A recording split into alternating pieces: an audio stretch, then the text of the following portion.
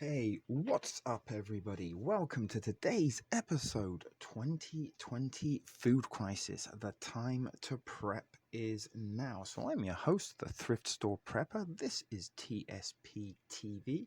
So, without any further ado, let's dive into today's enthralling content. So, a very warm welcome, one and all. Glad you decided to stop by and press play on this particular episode. And the theme of today's episode, or the content of today's episode, is 2020 food crisis. The time to prep is now. And what we're basically doing is kind of rebooting a playlist that I started in January of this year, in which I started a playlist called Coming Food Crisis 2020 Time to Prep.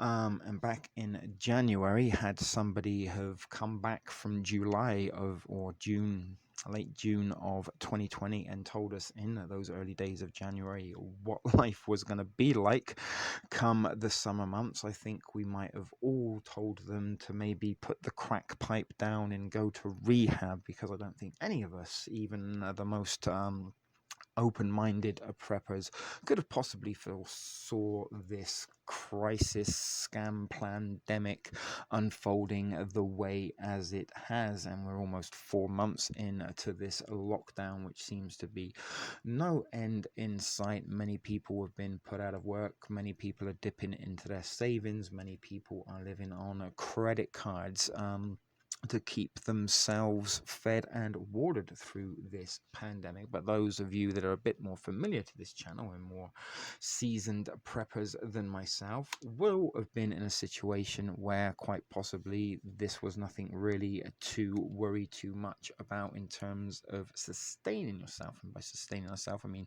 by putting food on the table for you and your family. Now, I'm somebody who happens to live on my own. I'm a little bit of a lone wolf, lone crusader, yada yada, whoop-de woo, ray tay tay. But over the 18 or so months of the existence of this channel, TSP TV, I started out my humble beginnings and humble origins teaching people how to prep at the dollar store. And if you don't have very much money, and if you don't have very much space, how you can put together a little micro pantry of your own.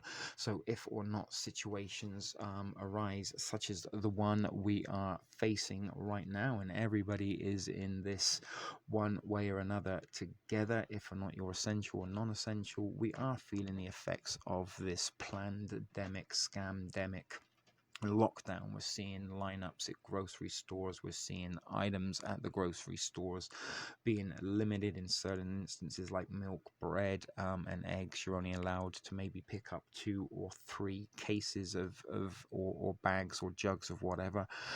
Even if you have the resources and the finances to buy more, they are limiting and restricting the amount of food items you can get. But as preppers, as conspiracy theorists, as crazy outlandish truthers, those of us that did prep are very, very thankful and glad that we did. Myself, I've not really had to purchase or buy any groceries since I was made non-essential, and the restaurants and bars here in Toronto were closed down.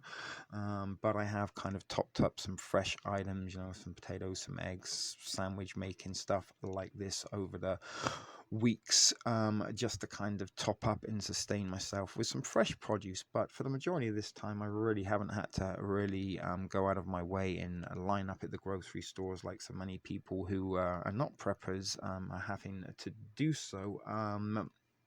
Because I have, the foresight to put together a pantry and grab myself a few items week to week in order to be prepared for eventualities such as this. But not everybody is prepared for eventualities like this, and sometimes, sometimes some people are already beginning to struggle and feel a little bit of the pinch. What this is more of a reintroduction to Scentsy thrift store prepping, and by thrift store prepping I mean going to places like the dollar store, the Dollarama, the No Frills, the Freshcos, the inexpensive, lower end grocery stores, rather than the high end fancy all bells and whistles, organic, whole food kind of Loblaws, Sobeys type of places.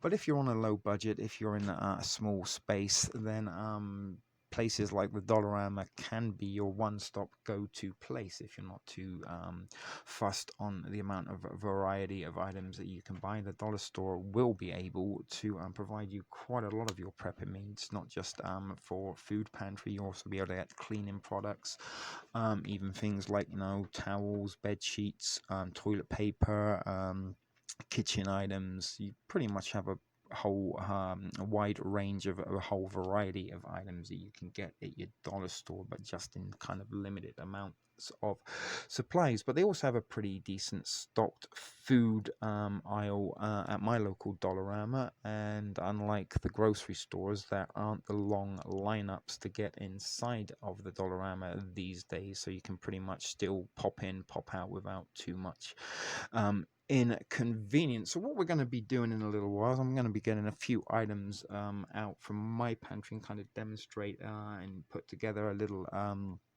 kind of checklist, I guess, for those of you who are not preppers, and some of you I'm kind of addressing maybe newcomers to the Thrift Store Prepper channel, TSP TV, who may have come to find me or even become friends of mine through the Toronto lockdown protest. And it was kind of talking to some people over the last few weeks and days about prepping that I realized that many people that do go to these protests aren't as prepared as maybe some of us who are more regular viewers to this channel. So this is a little bit for them, and also a little bit, maybe, as I said, a reintroduction and a reignition for some of you to maybe reevaluate your prepper pantry situation and see if or not you need to stock up or replenish items that you have indeed stuck into. So we're going to get a couple of articles up that have been making the news recently, and really and truly you can pick and choose, throw a dart if you wanted to, and there is a common thread and a common theme that food prices are becoming higher, food items are gonna become in short supply. So why you still can and why you're able to, and now really is the time to put excuses and reasons not to aside and go out and hit up your local dollar store, your local No Frills, dare I say it, even your local Walmart, and see how many inexpensive food items you can put together for an emergency food insurance should you need it. Okay, so here we are over on good old DuckDuckGo, and this is just a few articles that we're going to look at, not necessarily all of them, but we're just going to go down the list in the news section, and you can see the trend that's going on. So 11 days ago, Chicago Tribune, food prices jump in May, led by 40% surge in meat cost, as wholesale prices rise. As food prices rise, expect a higher check when dining out. That's from the street.com 10 days ago.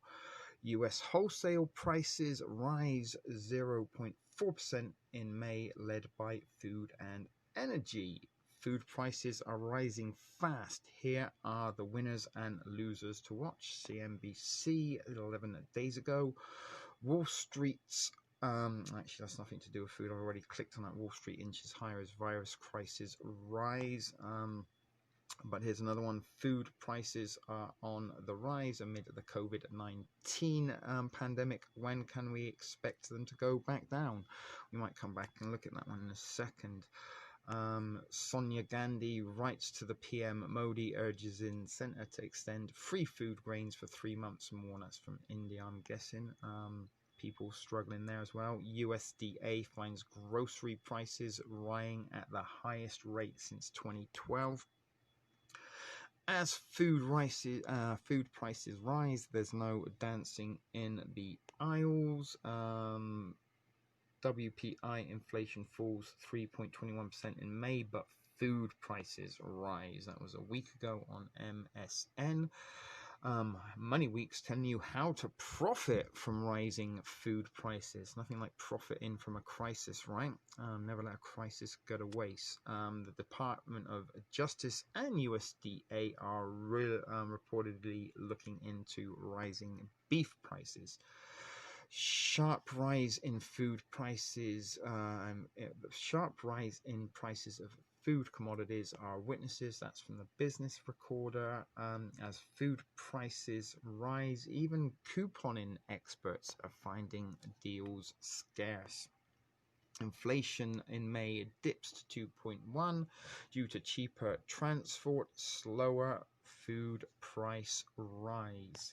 So food, as you can see, is familiar. It's getting more expensive. It's not getting cheaper here. And with people being out of work and having to live on possibly welfare checks or possibly savings, food costs rising are going to be could almost be disastrous for some people, as food might even become a luxury item. As well as having to keep a roof over your head, you've got to keep food in your belly. So many people, as this goes on, and if this continuing trend begins to rise, they might find themselves going hungry in the not so distant future, which is why now is the time to go out and try and stock up a little pantry of your own. And as you can see, guys, it's the same kind of trend all the way down. That's going like to nearly a month back. That's a nice picture there. Let's look at this one from Newsday. And again, this is 23 days ago. US prices see historic jump and are likely to stay high. And as an individual walking down the aisles in the grocery stops, and that was in Iowa.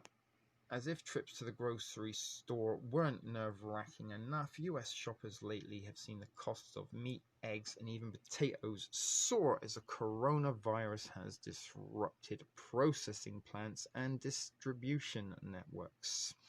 The supply lines, remember we heard about that in amongst the flattening the curve narrative that was never ending a few months ago. We don't seem to hear much about the curve being flattened much these days, but food these days is on the rise, and the cost of living is indeed going to follow along, as taxes and everything else is going to go up. To try and reclaim some of this free money that the government's given out to all these non-essential personnel that have been affected as a result of this pandemic. But overall, the cost of food bought to eat at home skyrocketed by the most in 46 years, and analysts caution that meat prices in particular could remain high as slaughterhouses struggle to maintain production levels while implementing the procedures intended to keep workers healthy. And this is where the scam pandemic comes in. It's going to kill and ruin the agricultural industry, and then Franken Foods and these Beyond Meat, Impossible Meat kind of companies now are going to come to a rise. Don't worry, guys, we've got you. Don't worry about the farms being destroyed. We can make meat in our chemically induced laboratories and make it as often as you need. Doesn't matter if it destroys the health in the immune system in the process, as long as we profit from these Franken firms. But this is a little bit why, every now and then I do try and top up with some fresh items, particularly eggs and potatoes, and maybe some meat of some particular variety, just to sort of get those natural and fresh things into the system, as opposed to canned or processed items. But while prices spikes for staples such as eggs and flour have eased as consumer demand has leveled off, prices remain volatile for carrots, potatoes, and other produce because transportation issues and the health of workers who pick crops and work in processing plants. In short, supermarket customers and restaurant owners shouldn't expect prices to drop anytime soon. Our biggest concern is long-term food costs. I believe they will continue to go up, says Julie Kalambokaiadis. I think you say that. Forgive me if I don't. Co-owner of Adriano's Brick Oven in Glenwood, Iowa, which is a restaurant. Tamara Kennedy, who owns a Mexican fast food franchise in Iowa, joined Kalambokayadis on a call set up by Iowa U.S. Rep Cindy Annex to say sometimes even getting essential ingredients is difficult. You can pick an ingredient, and if I can tell you there are shortages, she said. Big fluctuations in food prices began in March when the coronavirus pandemic began to sink in for U.S. consumers. The Labor Department reports that 2.6% jump in April food prices was the largest monthly increase in 46 years. Prices for meat, poultry, fish, and eggs increased the most, rising 4.3%, although the 2.9% jump in cereals and bakery products wasn't as steep. It was still the largest increase the agency has ever recorded. Dairy and related products and fruit and vegetables increased by 1.5% in April. Egg prices also reached an all-time record for more than $3 a dozen in late March, but they have since fallen to less than $1 a dozen. Interesting. Wish they were $1 a dozen here. I'd be stocking up on eggs, but even then, I think you're only allowed to get 2 cartons at my local No Frills, and Walmart, I believe, only allows you or restricts you to 2 cartons. So the situation has been worse for meat prices, largely because of illnesses among slaughterhouse workers. The outbreak struck pork processing plants the hardest, but beef and chicken processors also saw some impact as thousands of workers tested positive for the virus. Of course they did. It's not a lie if they believe it. And United Food and Commercial Workers Union said at least 44 workers had died of COVID-19 on Friday. April retail prices for boneless pork chops and ham were nearly 6% higher than in March, and retail prices for hamburger and sirloin steak were about 4% higher. The U.S. Department of Agriculture reported the price of whole fresh chickens rose by 12%. After numerous closures of pork plants have reopened, but not at full capacity, forcing pig farmers to euthanize animals that couldn't be processed. There are biological constraints to this, and that's why I would anticipate prices to stay high for at least some period of time, said Trey Malone, an agricultural economist and professor at Michigan State University. If you're going to euthanize thousands of animals and it takes 6 months to raise a new one, obviously there's going to be some time of delay or buffer in the supply chain. And by mid-May, beef and pork slaughterhouses were operating about 60% capacity, though that figure has since climbed to nearly 90%. Although this guy Lusk was optimistic that the worst of the meat supply crunch is over, he said that it's always possible that a second wave of illness could cause the situation to worsen. So I'm saying, guys, that there's going to be a second wave. Don't think that there isn't. And in order to kind of be prepared for this second wave, you need to be getting your shit together during this first wave. And while you still can, get out and start stocking up a little emergency food pantry of your own. But anyway, it goes on and on and on. We're not going to read all of this because it does kind of get a little bit tedious, but you get the idea. Food prices are rising, and if we come back towards the top, 11 days ago, 10 days ago, 1 day ago. So let's look. Is that 1 day or 11? No, it's 11. Sorry, my eyesight isn't good. So this is CNBC from just over a week ago. Is that a video there we've inadvertently clicked on? I'll be watching the video, but anyway, food prices are rising fast. Here are the winners and losers to watch. Oh, there isn't. It's just a video. There's no article, so we had to watch the video. That was what they were. You may have noticed it at the grocery store lately. Food prices are rising fast. The latest data showing that while consumer prices overall in the economy are falling and soft everywhere with lack of demand, food away from home, which is basically a measure of grocery prices, shot up 4.8% in May from a year ago. its highest level since January 2012, and that's on top of a big pop in April. Beef and veal prices leading the charge there, up 18.2%. Chicken, pork, and eggs all affected too. Those meat shortages due to plant closures amid COVID-19 outbreaks, certainly a huge impact there. And even as those plants start to come back online, prices do remain high as production is still running behind. But it's not just in the meat department. Dairy products, fruits and fresh vegetables in particular, all climbing. And according to Nielsen, total consumer packaged goods prices rose 6% over the last week. Food and beverage up the most. So why the surge? Well, demand is certainly hot, and as a result, companies are scrapping their typical promotions, whether that's special deals on package sizes or coupons. Mondelez, the snack maker behind Oreos and Nabisco, telling me, quote, generally, we're not seeing some reduction in promotions in the past few weeks as retailers, manufacturers, and all focus more on availability and ensuring that we have products on the shelves. Bottom line, these companies want to make sure the shelves are stocked, so the promotions are going away. But Mondelez did add that the promos will resume at the end of the year, the second half. Higher shipping and logistics costs are also getting passed on to the consumer in the form of higher prices. So who benefits? Well, those food companies, which have all been very strong in terms of the stock market this year, outperforming the market from Kraft Heinz to Kellogg to the grocers. Kroger reports in a week from now, analysts are looking for double-digit sales. But does it last?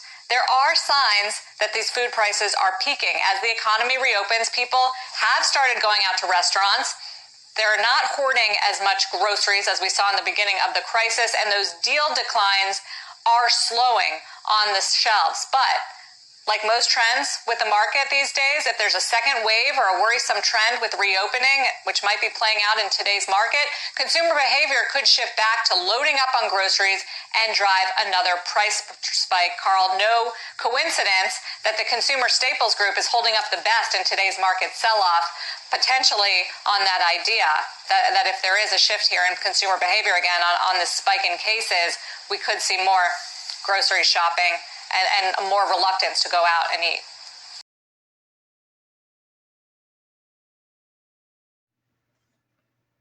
Okay, so here we are back in the studio. What you can see before you are just a little selection of some of the canned items that I keep in my pantry. Now, the majority of my pantry is canned items. The reason being, they're fail-safe. All I really need to do, as long as I've got a can opener, is open a can and I can eat. That means, you know, even if I'm without power or any kind of fuel source or ability to heat food up or cook food, boil water, I can still eat. Now, an awful lot of these items in front of you cost around $1 or less. And the yellow cans, as you can see, are from the No Frills, and they are the most inexpensive items that you can purchase. Now, something like this, for example, the mixed bean salad. When we talk about Scentsy items, this is an incredibly Scentsy item. I don't know if you can read. Everything seems very dark in here today for some reason.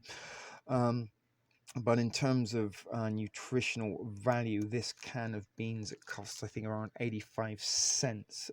You will get, what's the size of a can? It's 540 mil, so a 250 milliliter serving. So you can pretty much double these figures. You're going to get 60% of your, so it says per serving you get 30%, but for the can, you're going to get over 60% of your iron requirement. You're going to get over 40% of your calcium. You're going to get 36 grams of protein, 8 grams of sugar,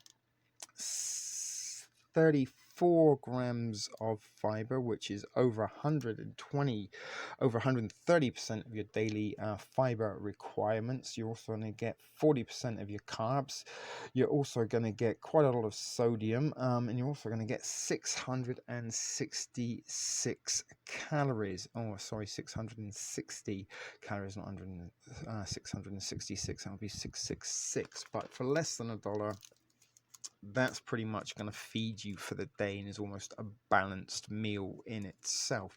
And you can also combine these beans with possibly just toss some in with an extra can of soup. This happens to be creamy chicken noodle, but these Campbell's Chunky, they're on offer sometimes at $2 a can.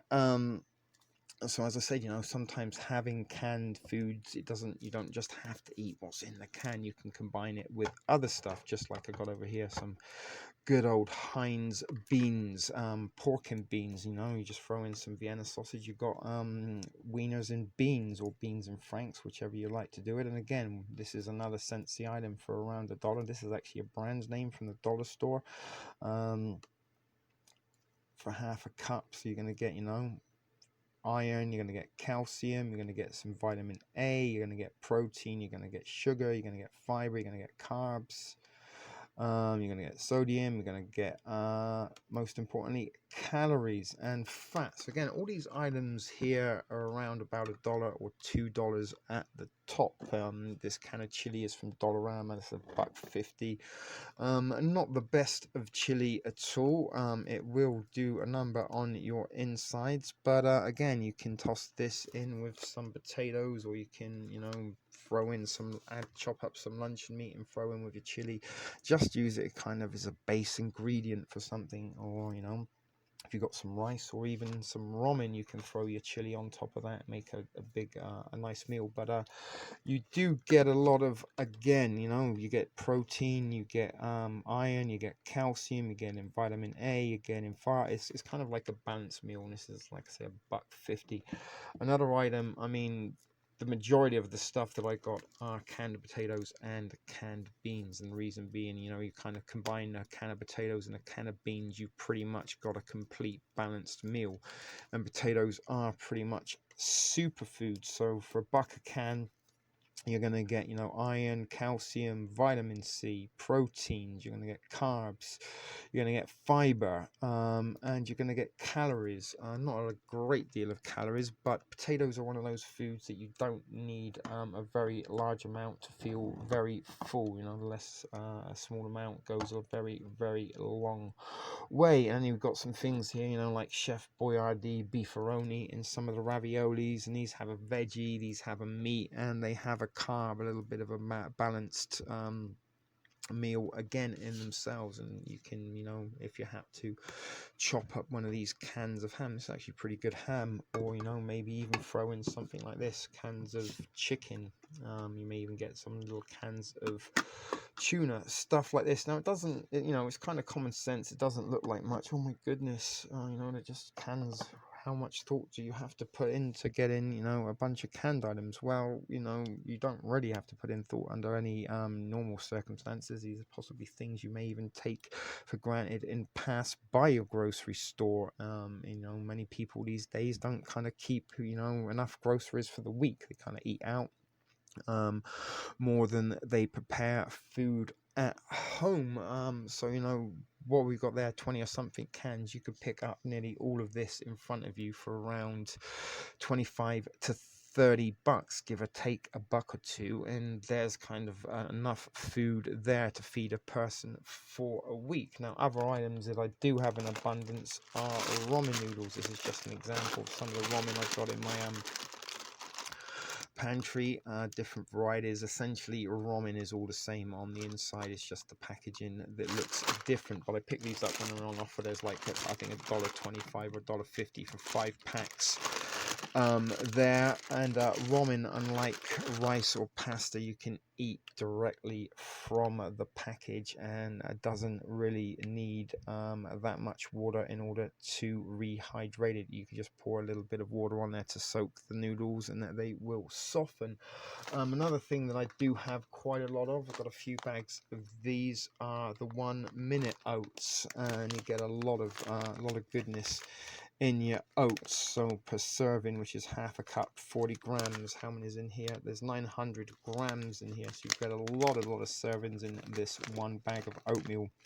And for one serving, you're going to get 10% of your iron, you're going to get 2% of your calcium, you're going to get 5 grams of protein, you're going to get 16% of your fibers for the day, you're going to get some carbs, and some calories. But again, you can kind of mix this in with some other stuff. If you've got some jam or jelly, mix a little bit with that, and you don't really need that much water again to soak it, because it's a 1 minute, so kind of pre-soaked, so you don't need the energy that possibly the regular oats will require in order to prepare them. And the other thing I do have, this is actually the last one I've got. I did have 3 of these, but occasionally I do tend to open one up and drink this myself, is skimmed milk powder. And this is a fantastic item in many ways, because you can add some of your powdered milk to your oatmeal. You can also add some of the powdered milk to, you know, a couple of spoons to your soups. If you've got like a soup that isn't creamy, perhaps like a regular chicken noodle soup, if you add a couple of spoonfuls of your skimmed milk, then it's going to add some additional protein and nutrients, as well as calcium and stuff that you do get. Milk is a good thing. As I said, you can even mix some of this in with some peanut butter, which was something I meant to get out and show you as well. It would be something very, very, very wise and smart to get, and very inexpensive. You can usually get a jar of peanut butter for about $2. But powdered milk, you know, you can leave that. That's got a pretty long shelf life. You can even just mix it with water and drink it as regular milk, or use it on cereals or in cooking, baking, anything like that you would use regular milk for. You can use powdered milk. And as I said, you can kind of mix it in with some of the liquid that come in these cans to add some additional requirement, nutrition and daily requirements to that meal. So for, you know, maybe around $40 or $50, you could put enough food for one person for easily a month. If you know, and by that I'm not going to meaning you're going to get your 2,500 calories a day, but you would be able to put at least one meal a day into your stomach, and one meal a day is better than no meals a day. And I kind of have this kind of one can a day philosophy, which means as long as I've got one can a day to eat, I've got, you know, food for a longer duration of time. So I've got around about 160, 180 cans on hand at the minute. So do the math. One can a day, that's going to keep me fed for quite some time. And, you know, you can kind of combine cans. I've done a couple of little recipes on my channel in the past, a 3-can recipe where you can kind of maybe add potatoes, carrots, and beans to make a stew, or you can add the potatoes, the carrots in a can of soup to make a stew. You know, you could add some of these mixed beans, or the kidney beans, to the can of chili to make it a little bit more, so, you know, filling and sustainable. Stuff like that. You know, you don't just have to eat out of the can as it is. And if you've got some kind of seasonings and stocks and other stuff, you can kind of add some additional flavors to it. But this is kind of just some very, very, very basic items that I have, common sense items that are going to be kind of nutritionally and calorie dense as possible. If you don't got much space, you don't got much butter money, then you want to get bang for your buck.